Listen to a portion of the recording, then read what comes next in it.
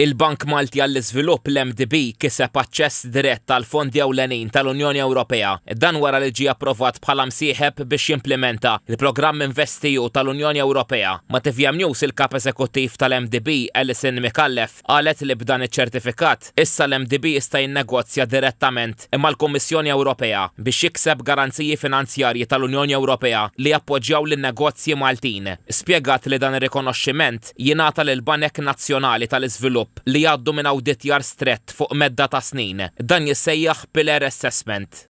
Jara il-proċessi tal-bank, kontrolli, id-data tal-bank, il-funzjonijiet kollha.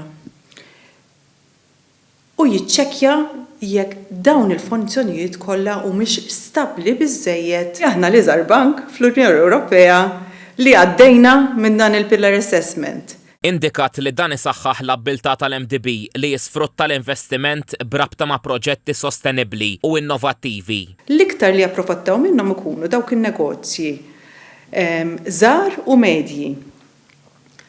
Jew taħt skemi li diġà għandna fil-pajjiż, jew inkella dawk l-iskemi l-garanziji li għandna fuqhom ħajkunu aħjar jew jikbru jew jkollna prodotti ġodda li jistgħu jibbenefikaw minnhom.